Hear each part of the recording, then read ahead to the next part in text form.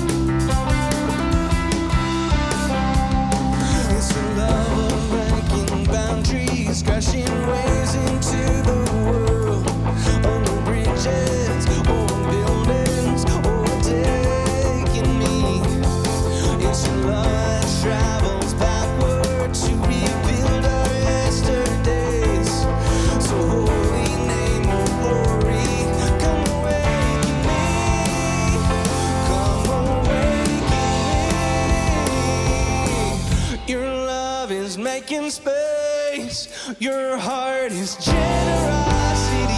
You made an open place beside you.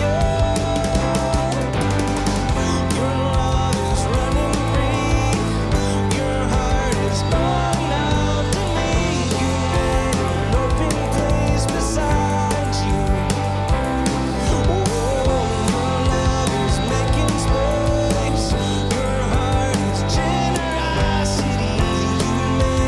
Open place beside you. Yes, you have, Lord. Your love is running free. Your heart is calling out to me. You made an open place beside you. Spirit of heaven, there is nothing like your love. There is nothing like your love. There is nothing like your love.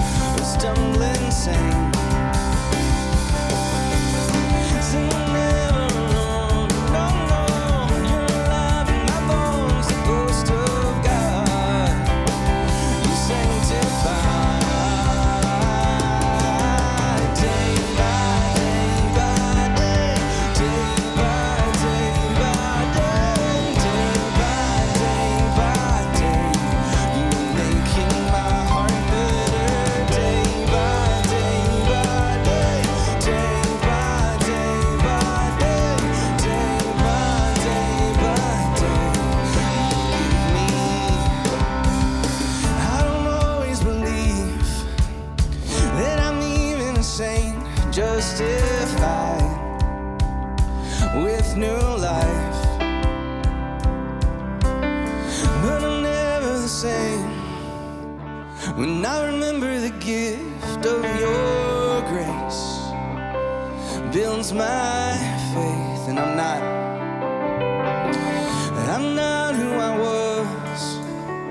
Now I am who I am, a sinner saved, a stumbling saint. Still never alone, no, no. You're alive in my bones, a ghost of God. You sanctify.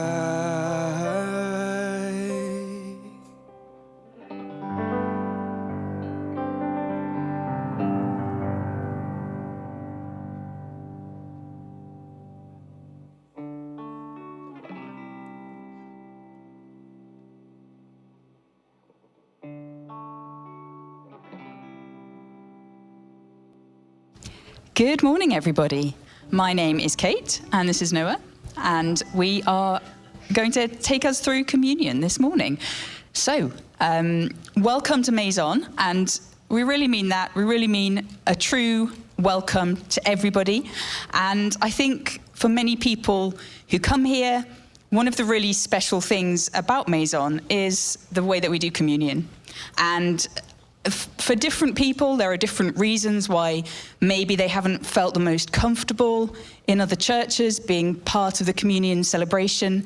But here, we truly want to welcome everybody who has a desire to come and to share in communion, to be a part of that together. And for me, actually one of the special things about the way we do it at Meizon is that each week, whoever's up at the front leading the liturgy, I always hear them say, our communion is all gluten-free. And to many people, that might not mean very much. But if you have a celiac diagnosis like I do, it actually really means a lot to know that every piece of bread on here is gluten-free. Because for me, even the tiniest crumb of a different kind of bread, right, we celiacs, we call it muggle bread, you know, that the bread with gluten in it. Even a crumb of muggle bread could make me really sick. So for me to hear every week hear it confirmed that the communion is completely gluten-free, it means I can come forward without having to worry at all about that. So for me, that is just one of the special things about communion at Meizon. Okay, so our communion is completely gluten-free this week, as always. As you come up, please just come out of your seats and come towards us down the middle. And then you can take your cup and your bread and then head back to your seats around the outside. Feel free to take your communion at the front or to take it back to your seat with you. And if you're wondering what to do with your little cup afterwards, we do wash those up and reuse them. Come and put them into one of the boxes. There are some at the back and there are some at the side near the front. Children, after you have taken communion and neatly put your cup back in the box, then you're going to go and have some fun with Miss Priscilla today. So after you finished your communion, there's Miss Priscilla giving everyone a wave, just in case you don't know who she is. There she is. She will meet you at the back after communion, and you guys are going to go out and have some fun together. Right. We welcome all people to the table as the Lord welcomes us. For this is the table not of the church, but of the Lord. It is made ready for those who love him and those who want to love him more.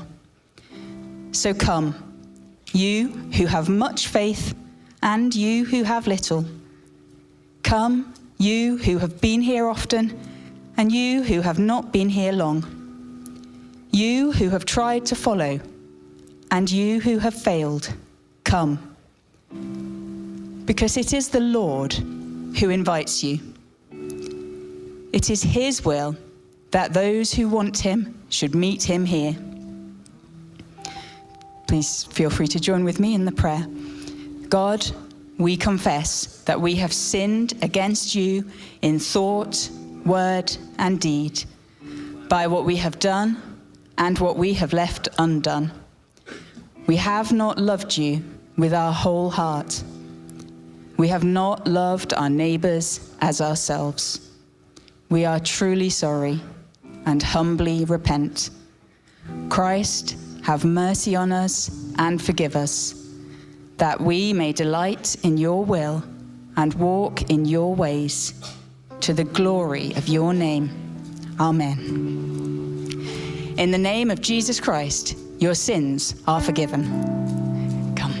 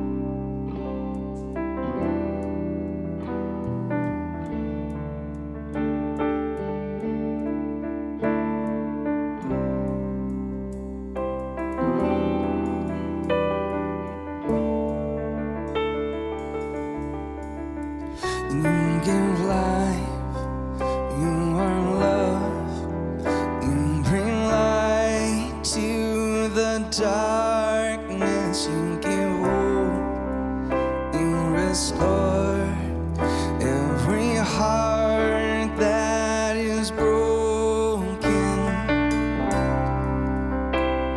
And great are you, Lord. Would you stand and worship with us?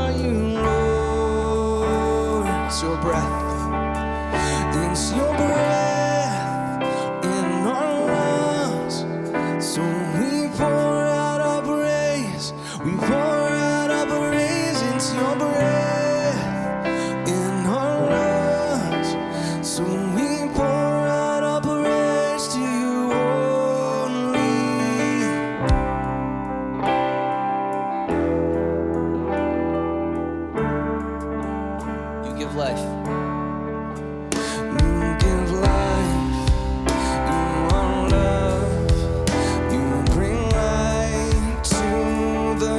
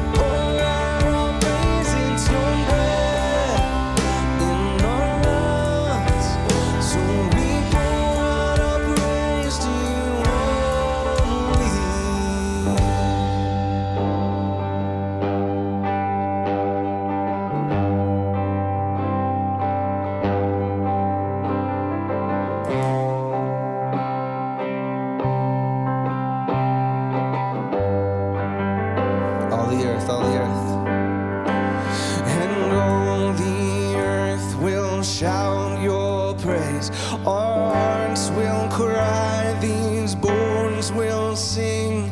Great are you, Lord,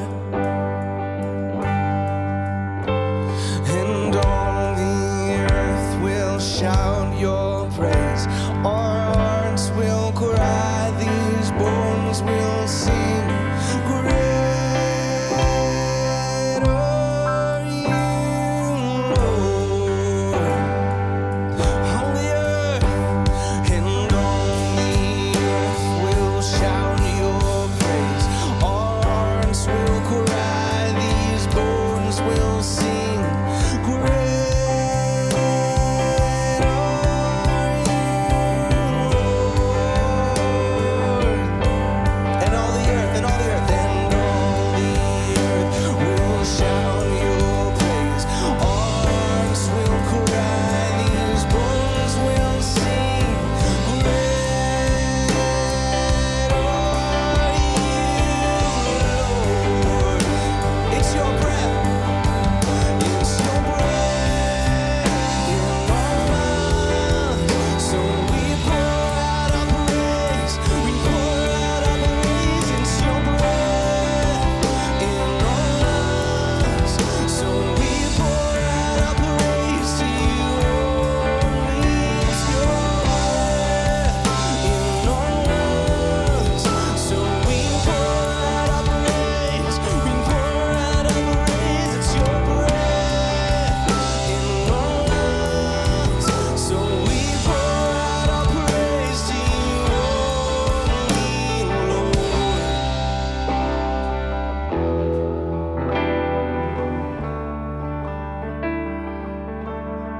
Merciful Spirit, we thank you for this day and this time, this opportunity to grow together, to learn together. We thank you for all the ways that you surprise us in the things that we see in each other. And we thank you for the ways in which you show us the way to step, to walk, and to grow, and to learn and know even more, and to be like you. All this we pray in your heavenly strong name. Amen.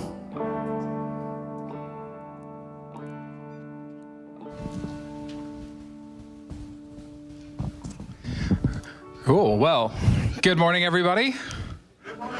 Hello, an enthusiastic congregation. Love to hear it. Hi, I'm Noah.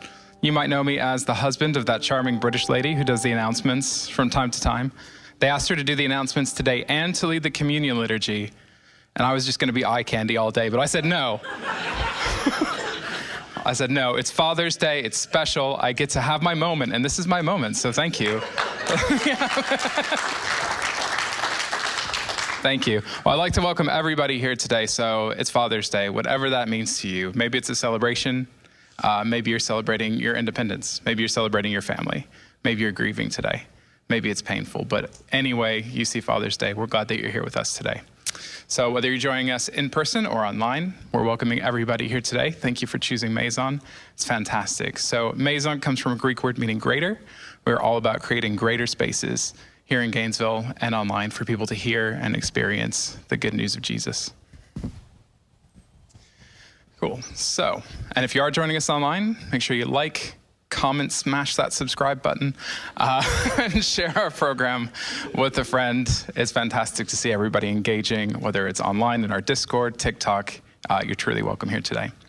We have a digital Connect card, so if you haven't done this before, or maybe if you've done it a few times, it's always great to hear from people, and it's something you could do during the service. You just go to our website, meizonchurch.com, and there's a big button there that says Connect. And what you could do is you could fill out that card. It gives us your details. You could find out more about what we're doing, and you could just say hi. You could submit a prayer request. You could say, man, that Noah has the funniest announcements, and you need to invite him back up there again. You can do that. You can compliment Wilson on like a cool riff that he does during a song. Exactly. We love to hear from you, so do fill out that. Absolutely, absolutely. So fill out that Connect card. We'd love to hear from you. One big announcement today is the Gainesville Big Band is going to be back next week. So that is $15, a bargain at any price, and they will be here in the sanctuary. It's a great venue for music.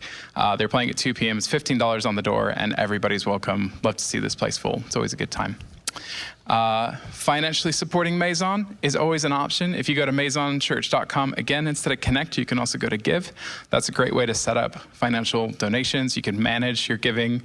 You could lower it each month. You can raise it each month. But we recently were in a position where we could start doing that each month. And we'd like to give Meizon more, but we give according to what we can. If you feel like God's calling you to do that as well, then that's great. You could do that at meizonchurch.com. Look for the big give button. There's other ways you can support us as well. So if you want to text, you can text the dollar amount to the number 84321 and select Meizon. So that's a way to give via text. There's other things that you can give to on that number. Please choose Meizon. That would be the best option, I think anyway, personally. And you can also give the old-fashioned way. So there's 2 black boxes by the door on your way out. So if you want to give with cash or a check, you can drop them in the box, or you can send it in the mail to Meizon and give that way. So really glad that everybody's with us here today. In a few minutes, we have Aaron, who's going to be speaking to us, continuing our series on summer jams. So Aaron's got the message today, which I'm looking forward to. But first, we've got a show tune for you all, I think, don't we, Wilson? We do. All right, so we're going to carry on with Summer Jam series this morning.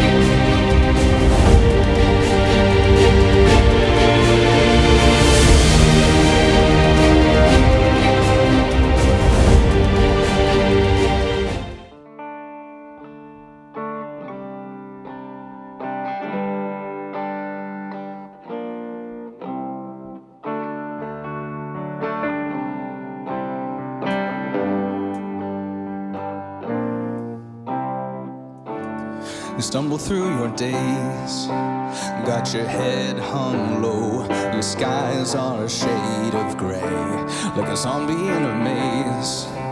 You're asleep inside, but you can shake awake, 'cause you're just a dead man walking. Think of that's your only option.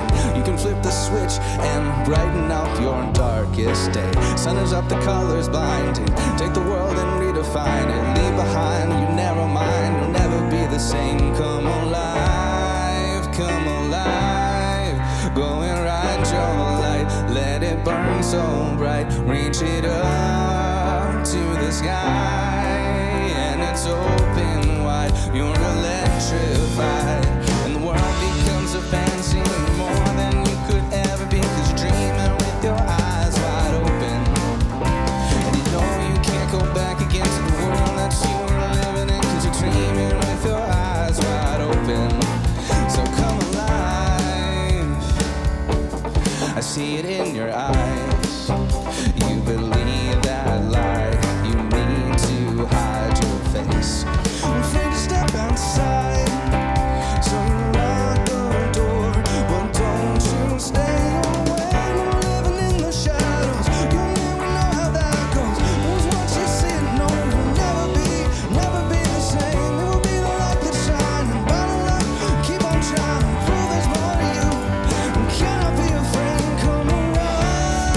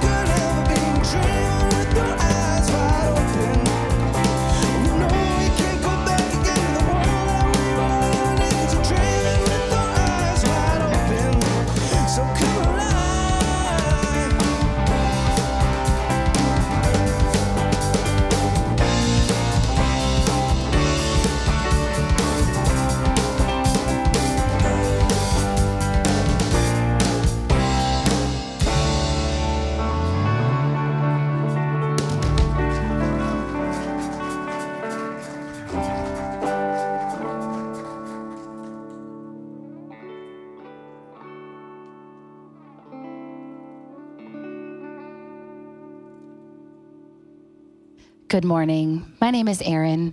Welcome to Summer Jams. I am so glad that you guys could be here with us today. I'm not sure if you're aware, but tonight is the Tony Awards.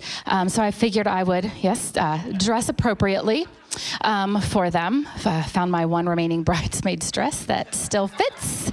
Thank you, and have my sneakers, because I forgot to pack other shoes. Whatever, they're comfortable. So today we are going to be talking about The Greatest Showman. I do have to have a disclaimer.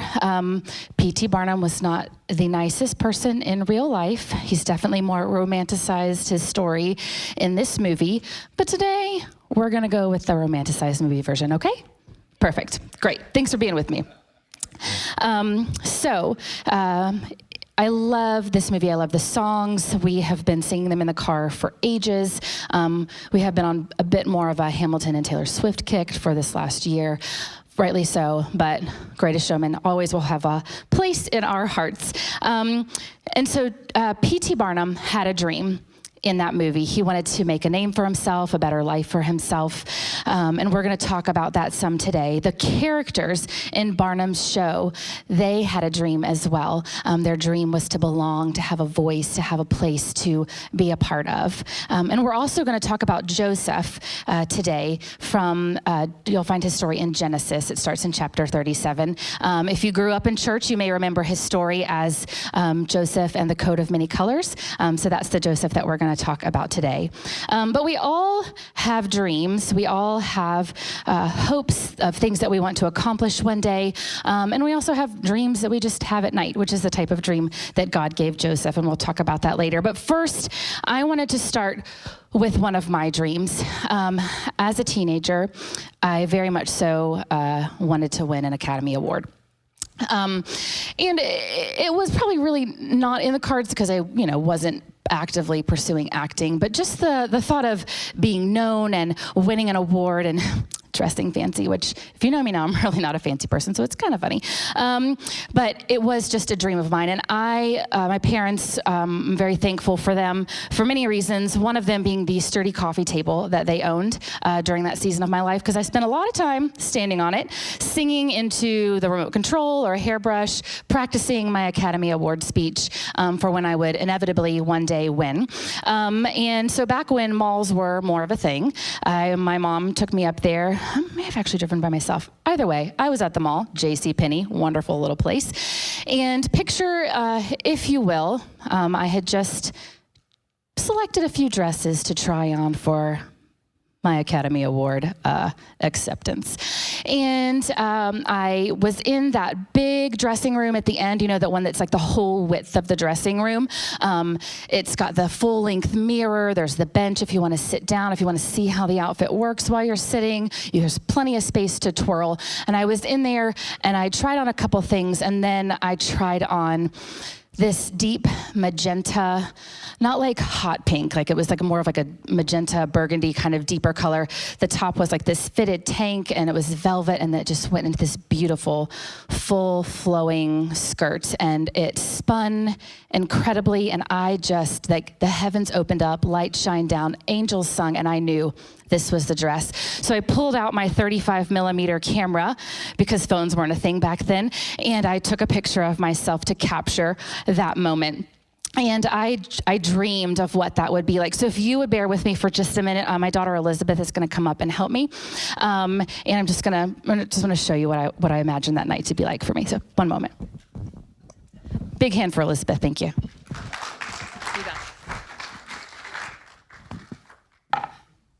First of all, I would just like to thank everybody for coming.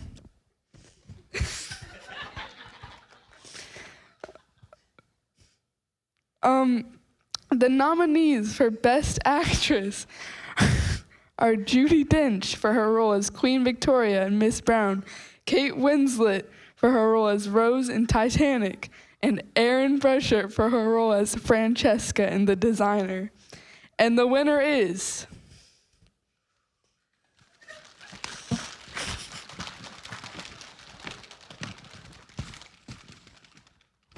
Erin Bruchert for her role as Francesca in The Designer.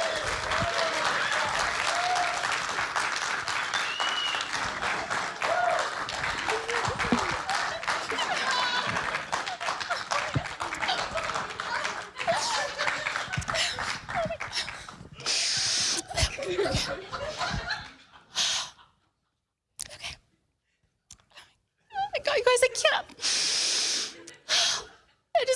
Okay, put your stuff together. Okay. Thank you. I just can't believe I'm finally here, Mom. We made it. Okay. I would just like to thank all the little people that made it possible for me to be here. And my director, who chose me and gave me this opportunity, the costume designer for the amazing clothes that we had in this film, for my co-actors, you guys did an amazing job, and I wouldn't be here without you. And my parents, thank you so much for that coffee table and for allowing me to sing and just supporting me and encourage me. And for my husband, Kevin, who's just been the greatest support all along. And my wonderful children, thank you. Thank you so much. God.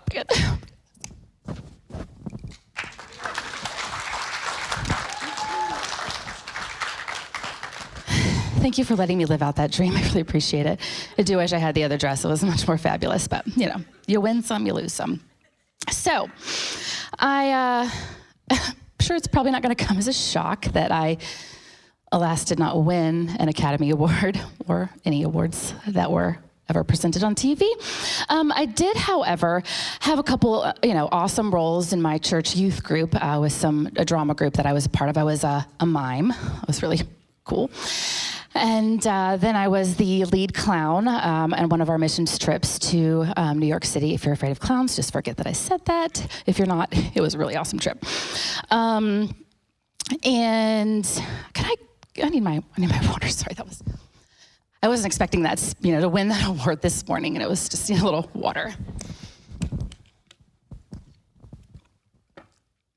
I also got to be Rosie, the innkeeper's wife in our church's Christmas Remembered play. It was an original play that we had. I also got to be a beloved and quirky barista at Zeke's Coffee, which was another original show that our church did at Christmas called Christmas Remembered, where I got to sing a rousing rendition of We Need a Little Christmas in front of God and everyone.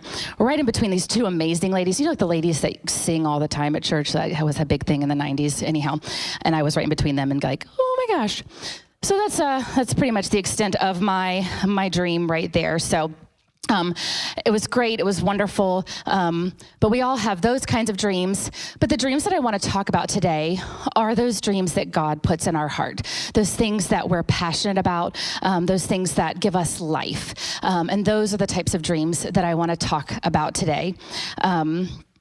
For me, one of those dreams has simply been just sharing life with people, being able to encourage them, being able to walk with them on their faith journey and just through regular life, through the good, the bad, and the ugly days. And thankfully, God saw fit to create an amazing man who he gave the same dream to, and who also loved music and did not love sports. That was a very important thing for me as well.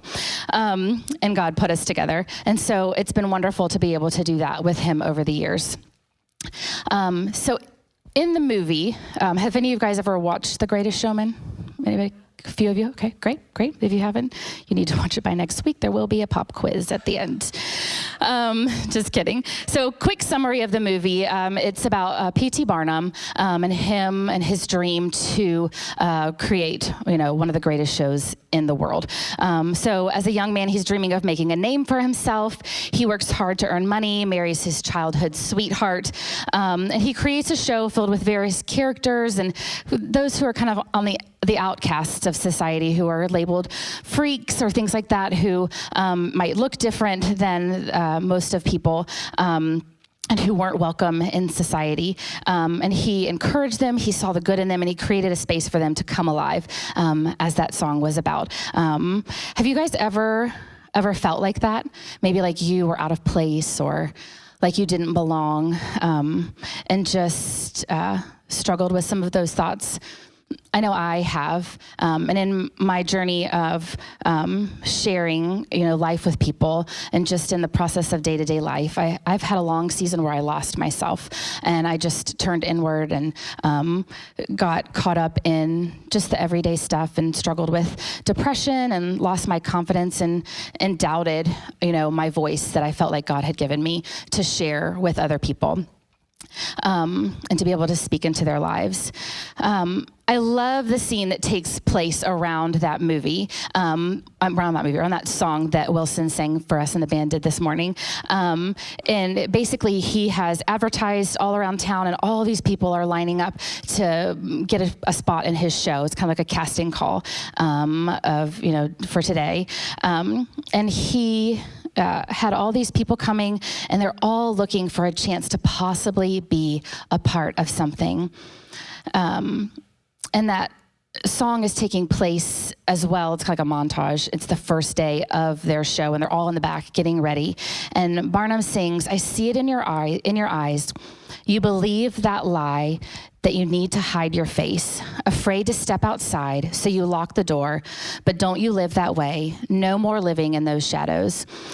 And as the song swells and grows, the characters begin to find their voices and they sing, because you're dreaming with your eyes wide open, and we know we can't go back again to the world that we were living in. When I know that for me, and for P.T. Barnum and part of his story, like there's times when we doubt ourselves, when we doubt what God has said to us. We believe those lies that other people say to us, and we don't hold on to that truth that God has spoken over us, that he loves us, that we are his children, that he cares for us, and that he's called us to be a part of this world that he's created and encourage each other and be in community with each other. I love that they are being called in that song to be their true, authentic selves and to belong. I love that God, over and over again, in those seasons where I was not confident and was not believing in myself and was believing the lies that I'd heard from others, that God reminded me faithfully over and over again, either through encouragement of friends or through something that I would read in a book or in the Bible or a song that I would hear, or even through my husband. Have you ever had those moments where you're struggling with something and you just kind of hear that same word over and over again throughout your week? I call those God winks. And every once in a while, I'll just be like, oh, wait, that I heard somebody said it to me yesterday. And then it kind of connects like, oh, okay, God, what are you trying to say to me? And that's what God has done over the years for me. And so P.T. Barnum, his dreams do come true. His show grows, the money rolls in, but he loses sight of his roots and gets a bit of a big head. He even ends up having an emotional affair with an opera singer, and everything comes crashing down around him. His circus building literally burns to the ground, and he's left with nothing. His dream, he thinks, is over. His dreams have died, and those things didn't turn out the way that he expected. It didn't have that wonderful ending that he was hoping for at this point in the movie. I'm going to pause that there, and today I want to talk a little bit about the story of Joseph.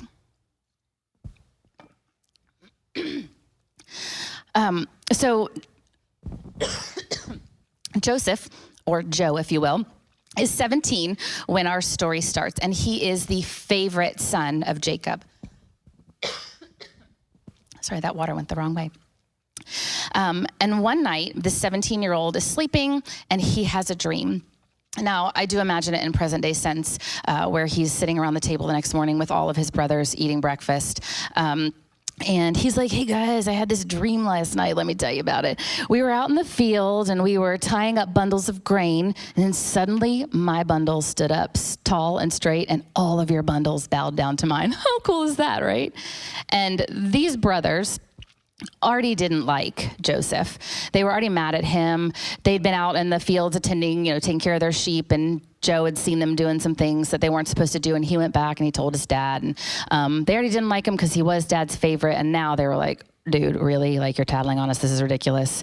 And so next day, he has another dream, breakfast again, and he's going, listen, guys, I had another dream. The sun and the moon and 11 stars bowed down low before me. And this time that he told the dream to his father as well as his brothers, but his father scolded him. What kind of dream is that? He asked. Will your mother and I and your brothers actually come and bow to the ground before you? But while his brothers were jealous of Joseph, his father actually wondered what the dreams meant. So God had given Joseph these dreams, and Joseph felt like God was saying, that one day he would be in a place of leadership over his family, not in like a big gloating way. It just was, this is what's coming, and I want you to know that so you can prepare for that. But life, as it happens, threw some unexpected twists and turns at him. And I'm imagining after those dreams, Joseph probably had a pretty good, picture. If he was anything like me, he's definitely thought it through to the end and knows how it's all going to work out. But it didn't. And his brothers ended up selling him into slavery. Super kind, right? And the traders that bought him took him into Egypt. They sold him to a guy named Potiphar. And while he was at Potiphar's house, God showed favor to Joseph. And Potiphar recognized that and put Joseph in charge of his entire home and estate. And while Joseph was there, God blessed Potiphar's house because Joseph was there. Now, Joe was a pretty handsome looking guy. The story says he was well built, good looking. Potiphar's wife was like, hey, how you doing? And she said, hey, come to bed with me. And Joseph was like, no. And she asked him often, and he always said no. And he even says, Potiphar's put me in charge of his whole home. And he's told me the only thing I can't have is you and to stay away. Like, I am not going to do that. That would be a huge sin against God. No, absolutely not. And then another day she tries again, but when she approaches him, she grabs his cloak. And he's like, heck no, runs for it, but she's still got the coat. And so she's standing there and she realizes she has his cloak. She's like, help, Joseph tried to take advantage of me. And everybody comes running, and then Potiphar's like, excuse me. And Joe, who's been sold into slavery by his brothers, bought by Potiphar, has been working there for years, is now in jail. And I would imagine Joseph was probably thinking like, okay, maybe being here at Potiphar's house is kind of like what that dream was that God gave me. Things are getting better, things are improving. It's not the way that I wanted to, but then he had to start over again. He's at the bottom. He's in jail. And he hadn't done anything. He had been, making good choices and following what God had said. And so while he's in jail, God again shows favor to him, and he ends up being put in charge of some of the prisoners that are there. I'm not really sure how that works, but it did back then. And we hear in the story there, the king's baker and the king's cupbearer both got thrown in jail. And while they're there, they both had dreams, and Joseph ends up helping them interpret their dreams. And both of the dreams were something along the lines of, that represents 3 days, and in 3 days you'll be released from here. And the cupbearer, his dream ended in him getting his job back, and the baker's job didn't end so well. He ended up losing his life. And so as they're leaving, Joseph said to them, hey, please remember me when you get out. Talk to Pharaoh, tell him I'm here.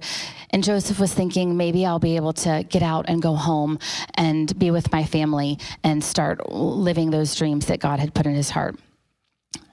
No such luck. 2 years later, poor old Joe is still in jail. And so he's been waiting a long time for these dreams, but all along he's been holding on, he's been moving forward, and he's been being faithful.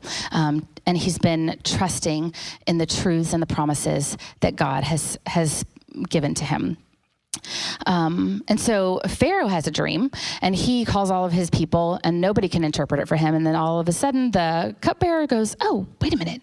I remember when I was in jail, there was that guy Joe, and he told me. And so he tells Pharaoh, and Pharaoh calls for Joseph. I love this story. Gives a little sidebar that after Joseph had cleaned up and been able to shave, he's taken to Pharaoh. So he's looking all clean, and he goes up to Pharaoh, and Pharaoh tells him his dream. He had 2 of them. The first one, that there were 7 fat cows that came up out of the river, followed by 7 skinny, pretty rough-looking cows that ate the first 7. But after those skinny cows ate the fat ones, they still looked pretty rough and skinny.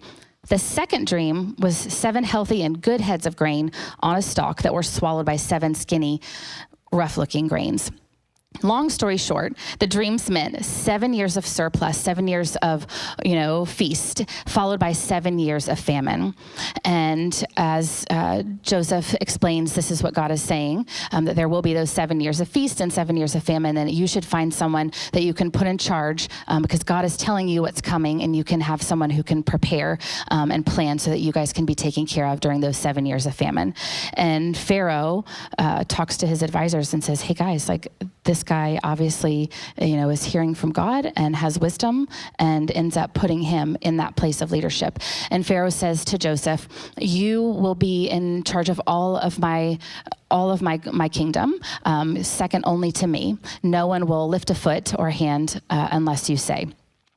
And so Joseph, all of a sudden, after all these years of being sold into slavery and working for Potiphar and then being in jail, finds himself in this place of leadership over all of Egypt.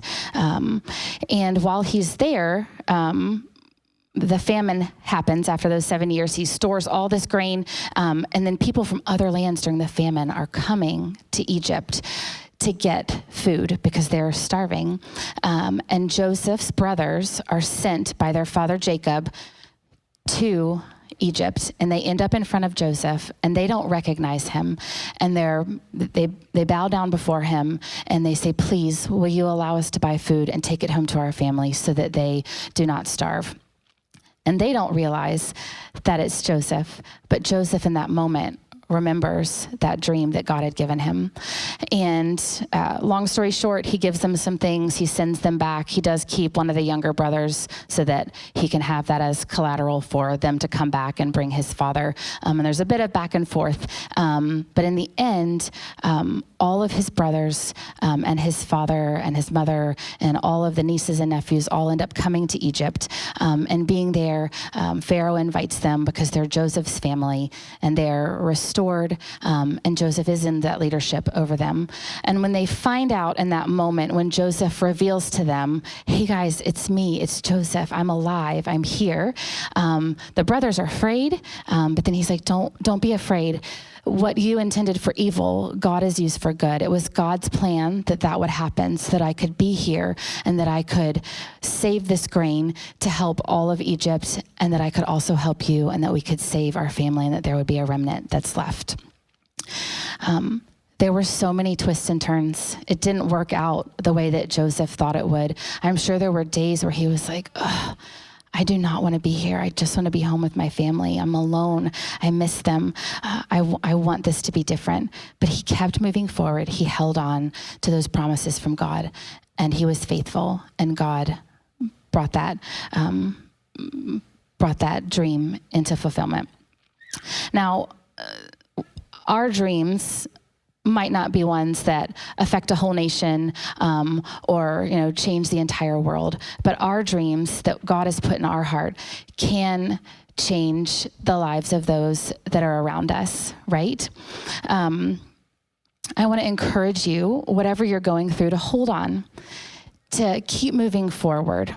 Even when that dream feels impossible, when it feels like those things that God are putting in your heart might be so far away and maybe even impossible, that it's not with God, to hold on to those things that God has spoken to you. Hold on to his promises and keep moving forward.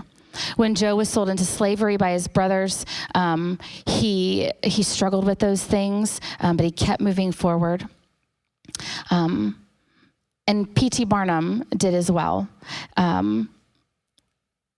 And this is what we do at Meizon. At Meizon, God has given us a dream. He's given us a dream to create a space where people can see and hear and experience the good news of Jesus, where people are welcome to come in. Our dream and our hope and the mission that God's put in our hearts is to create this place where everyone is welcome, regardless of their race or gender or orientation, a place where they can belong, where they can ask questions, where they can come just as they are, broken or whole, a place where people can become Jesus followers and become more like him, where they can become a light for others who have lost hope or have been hurt, and a place where we can become stronger together.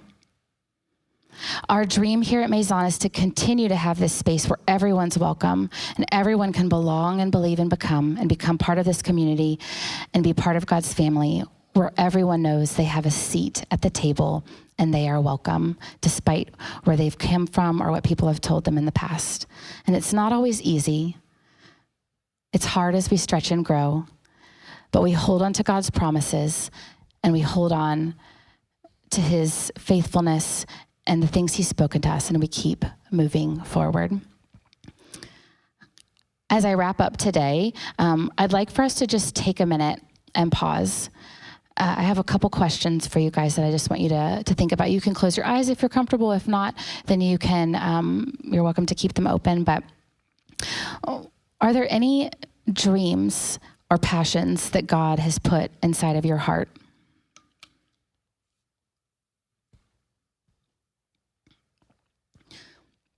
Are there any dreams or passions that God has put inside of your heart? Is it something that he's spoken recently, or was it something from a long time ago that maybe you've forgotten? Have there been unexpected twists and turns maybe, and you find yourself realizing that you've let go of those dreams? This morning, just like that song from The Greatest Showman, God invites us to come alive. He invites us to wake up. He invites us to walk again with him, to pick up those dreams. Because once God speaks something to us, he doesn't take it away. He doesn't change it. He's faithful. He's with us always. He wants to speak his truth to us again today in those dreams.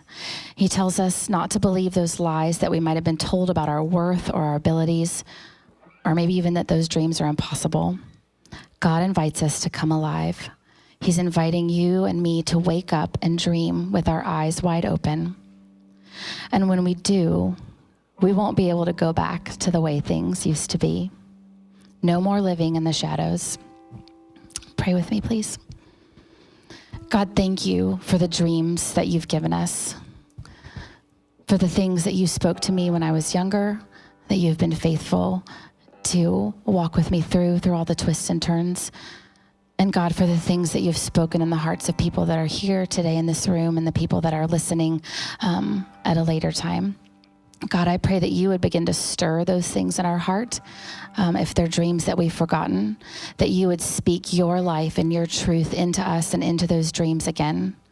That you would build confidence in us, that you would help us to come alive, and that you would help us to see ourselves the way that you see us, and that you would help us to see those that are around us the way that you see them as well, God. That we would see those people that are maybe on the outside, and that we would encourage them and bring them in and love them the way that you love them.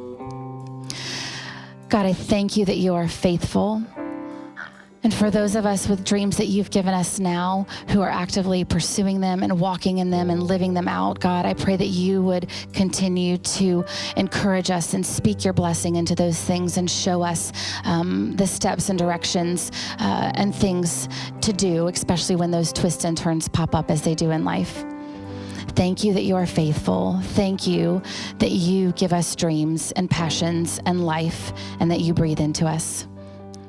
And I pray for Meizon as a whole, God, as this community, that you would breathe your life into us with the unexpected twists and turns that come. God, that you would guide us, that you would help us to love each other and be kind and gentle with each other. That you would help us to be honest and genuine with each other and not hide in the shadows anymore. That you would continue to love us and bring the people in that you want to be here, those people who need to know that they are welcome and loved no matter what. In Jesus' name, amen.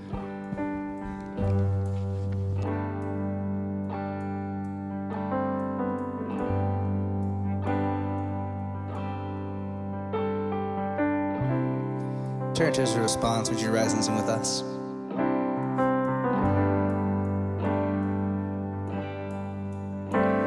Lord, all the earth will shout your praise. Our hearts will cry, these bones will sing. Great are you, Lord. All the earth. And all the earth will shout your praise. Our hearts will cry, these bones will sing. Great are you,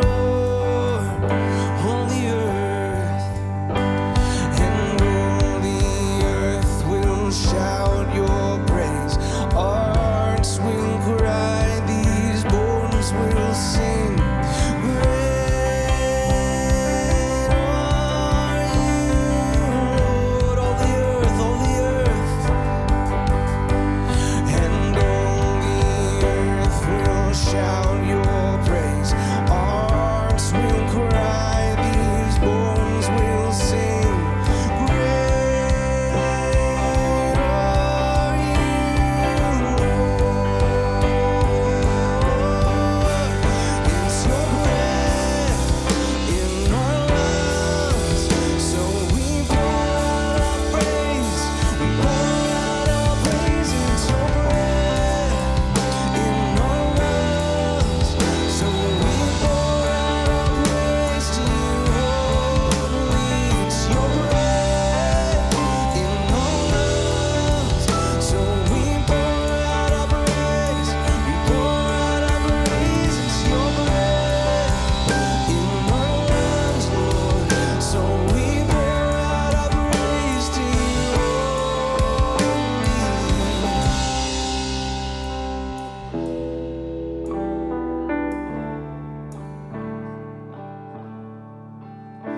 Thank you guys so much for being here. Before we end today, Kevin and Miranda just have a little church business to go over with us.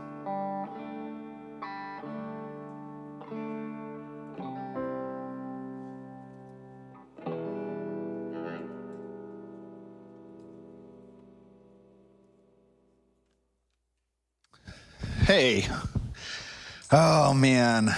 Some of you guys already know kind of what's going on, and so it's really hard. I think I want to diffuse a lot of just stuff here. Like the first thing I want to say before we even get into any of this stuff is that pastors are not superheroes.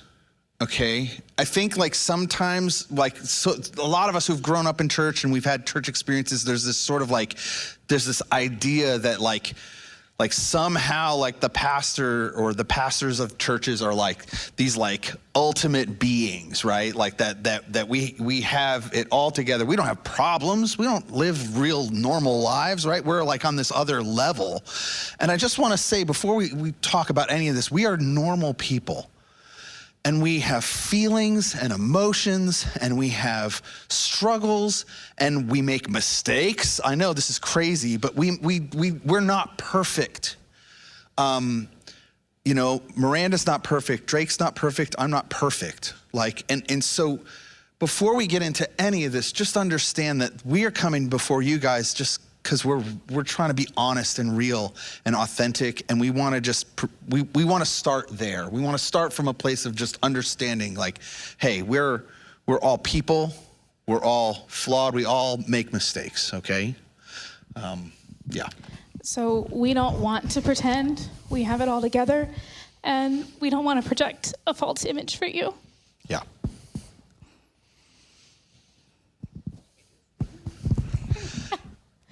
Yeah. we want to tell the truth, even when it's uncomfortable and inconvenient and sometimes ugly. We want to protect the privacy and the dignity of people who are involved. And you skipped a slide on me. Oh, did he? We want to let you know that there has been a violation of the ministerial code of ethics.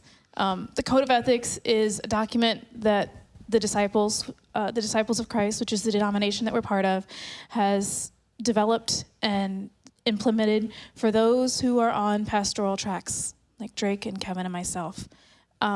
It's a document that we go through, that we sign when we go through the pastoral commissioning process. And we'll put a link to it in the online program and places so you can view it. You can also Google search it, Disciples of Christ, Ministerial Code of Ethics, if you want to look at it. But they're basically ethical standards that all pastors agree to when they become ministers here. Yeah, and so, it's really hard because, so basically the core team and us were made aware this past week that there was a violation of the Code of Ethics, that our teaching pastor, Drake Cromer Moore, had violated those codes of ethics. And so we had a meeting on Thursday night with the core team, and the core team, you know, we're the lead team, we're the day-to-day operations people, but we have a board of, it's basically an elder board, core team that basically, we don't make decisions by ourselves. We're like not doing it in a vacuum. you know, we submit to them, and then they're the ones who ultimately make decisions. So we brought this all to the core team on Thursday evening, and we talked a lot about it. There is a lot of information that we can't say, just because of privacy and because we're trying to work through a process. And so we don't want to speak too soon about things. The things that we can say are that Drake and Brent have split up, and that there was a violation. And that's really as much as I can say right now. But in that, I want you to understand that that's not some kind of, you know, we already had somebody like kind of tell us that, you know, there's this like corporate mentality and that we're trying to hide things. And I want you to be, I want to be really clear here. Like, our goal is to tell the truth. Like we're going to tell the truth as much as we possibly can to you guys, and we're available to you guys to speak that truth. You know, We also want you to know that what has happened was nothing criminal or illegal. right. Like, we want you to know that nothing criminal or illegal has happened. It was an ethical violation. And we are planning to share more as we've processed through it and as we've worked through the process with you. But as Kevin said, we are here. We're processing through it. It's hard for us, but we also want to be here with you, and we want to process the things with you. We are not, don't see us on the pedestal, please. Please see us as your friends as well. Yeah. So Drake has been asked to step down from his position as teaching pastor. He's on a 30-day suspension, and with pay. So he's not been fired. This is all pending an investigation that the core team and our regional minister and other people are involved in, that we just want to make sure we're doing this the right way, right? I think sometimes we do things really fast, and there's a lot of reactive sort of things that we can do when things like this happen. And I think what we really want to do is we really want to just take a beat. We want to take a breath, and we want to respond. You know, when we react in our flesh, but when we respond, I really hope and I'm praying that we respond in the spirit. And so that's what we're trying to do in this time right now. And so, yeah. We're also really trying to care for you as our congregation, for Drake and for Brent, and for everyone who's involved in this. We have no desire to control the narrative. Yeah. There's probably going to be a lot of things going around out there. I will tell you, there's a lot of versions of the story. And sometimes that's the harder part, to find where the truth is in the story. We can't control that. We can't control any of the gossip that happens, and we'd ask you to consider trying not to do that. Yeah. If you feel like you need to know more details, or if you want to talk about it, please feel free to reach out to Kevin or myself, anybody on the core team. We are more than welcome to point you to those people. You are even welcome to reach out to Drake or Brent directly if you'd like. I will say that some of Brent's contact information has changed, so if you would like to reach out to him, please talk to us so you can have that information. But before, I will say, we were talking about this specifically. It's we don't have anything to hide. And so it's there's if you want to talk to Brent or to Drake or to us, anybody involved, the core leaders, everybody's available to you guys to speak with. But the one thing, there's a pause here that I want to place in this just for a minute and think about this, okay?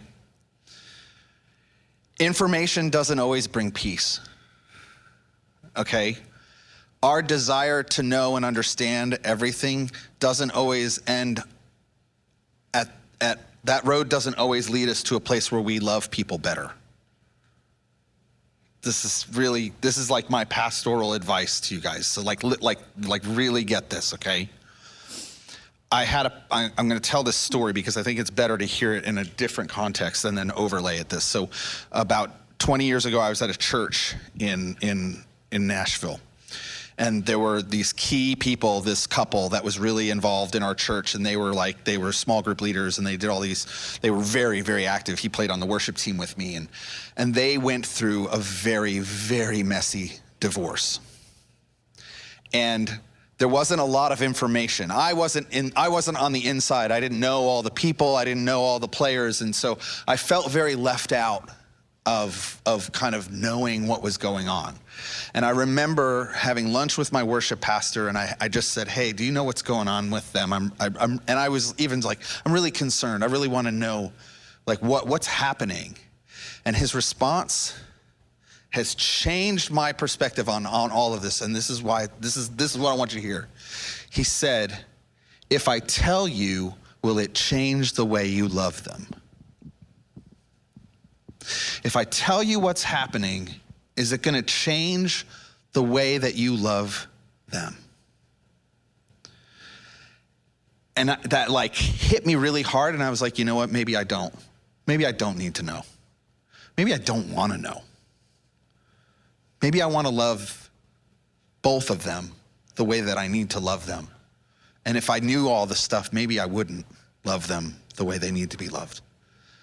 Does that like nod a little bit like this, like get that, okay? And so that would be my encouragement to you. It's like everything's permissible, but not everything is beneficial. You can go and call anybody you want, and you can talk about it. Like, we're not going to sit here and try and control it. Like, we know people are going to talk, but just think, like, do I need to know? Like, in me pursuing this information, is it going to change the way that I love Drake? Is it going to change the way that I love Brent? Is it going to change the way I love my church? Like, I think this is why Paul says to guard your heart, right? And so just let that simmer for a minute. Let count to 10 and think about that, I guess, before you move forward. Is that everybody good with that? I want to say that this week we will be available for questions and to sit and talk with you this week. We'll set up some office hours, and we would love to talk with you. Please don't be afraid to press into the grieving. It's been really hard, and it's not the easiest thing to walk through. Yeah. But we want to walk through it together. Go ahead. No, I think we're pretty much done saying all the things that we need to say, but I just want to be very clear, like, we love you guys. We do. We love this church. We believe in the mission and the vision of what God has given us for this church, and we want to move forward in that. And we don't know what the next few weeks are going to look like. There's a lot of things left. Like this isn't a one-time conversation. I guess I just want to say, like, there's a lot of churches where things like this happen, and then they have like the one like really cool transparent conversation, and then like it's business as usual, right? And then we just get back to, and I don't want to do that. I have no desire to do that, and I don't want you to desire that either. I know it's uncomfortable, and I know it's hard, but like we have to learn how to embrace the uncomfortability of tragedy, right? And of grief. Like our culture has like really like made it so it's so uncomfortable that we don't want to we can't be there. We can't sit in that uncomfortability of grief for more than like 5 minutes, because it's like, oh, got to get on with it. Like, because we think that getting on with it is going to help us get over it. But like when we look in the scriptures and we look at like the process of grief, and even as we've learned in the pandemic, like when we stop and actually spend some time and allow ourselves to feel things and allow ourselves to like process that, and especially when we do it together, like when we make space and hold space for each other, and we say, hey, like, I'm here, I'm gonna stand in this space with you. I don't have anything to say. I don't know what to say. I don't have answers. Sometimes tragedy has no answers. That's the other thing, is like we live in a culture that like everything needs to be explained. Like some things have no explanation. Like, sometimes we just need to sit and grieve the tragedy, right? So over the next few weeks, this is gonna keep coming back up, and it's gonna be hard. Like, we're gonna keep talking about this. We're gonna keep walking through this together. And I just wanna encourage you, don't shrink back from that. Allow yourself. Feel your feelings. Yeah, like it's okay. It's all Don't right. run from 'em. We're gonna do this. And this is what makes family, right? This is what helps us to grow together. And it's what helps build unity in our church. And it helps us know that we can trust you and you guys can trust us, and we can stand together. And like, you know, I mean, it's like us standing up here doing this. Like, Yeah. we're not superheroes. Like, like I said, I'm not gonna try to like not feel the feelings. I'm actually really proud of myself because I didn't cry. But like, you know what I mean? Like it's all right. It's okay to feel the feelings, and it's okay to press into each other. So we're gonna be having potluck We together. still have potluck today. Come join us. I think this is great. I really do. I think this is great because like we're in this together. We're gonna share a meal together. We can talk about it. Don't be afraid to talk about it. Talk about it. Like, be together. It's okay. Hug each other. You are also more than welcome to say, I'm not ready to talk about it now. Yeah. You are also willing to say, I can't right now. Give me a minute. Okay? Yeah. I was just gonna make the joke about the ice cream social. Oh. So we already had an it ice cream planned. social scheduled for Wednesday night, and I just kind of was like, you know what, I could use some ice cream. So Wednesday evening, we're going to have an ice cream social. We'll provide the ice cream. You bring your favorite topping. I don't know what that is. I will say we already have a lot of sprinkles in the pantry. We do have a lot of found sprinkles. Don't bring sprinkles. in the pantry. So bring something else. Bring chocolate. Bring cherries. bring magic shell. Magic there's shell's some the magic next shell in the level. pantry. Is there some? There's some in the pantry. Bring the Yeah. caramel kind, though. The caramel kind is. So we would love to see you on Wednesday also for some ice cream. We'll also have a few games, something else to do aside from just sitting there and eating ice cream and staring at each other. And I'm good with the ice cream. the ice cream should be pretty good. And other than that, we will see you next week. We will be continuing our summer jams. Someone else just put a note up there. Okay, we'll be continuing our summer jams next week, and I believe we're looking at Les Mis, right? Yeah, Les Mis next Les week, Mis and it's is me. next I'm going to week. be speaking about Les Mis. It's going to be Yeah. good. So, all right, thanks, guys. We love you. All right, thank you. We'll see you guys See you next in week. Potluck.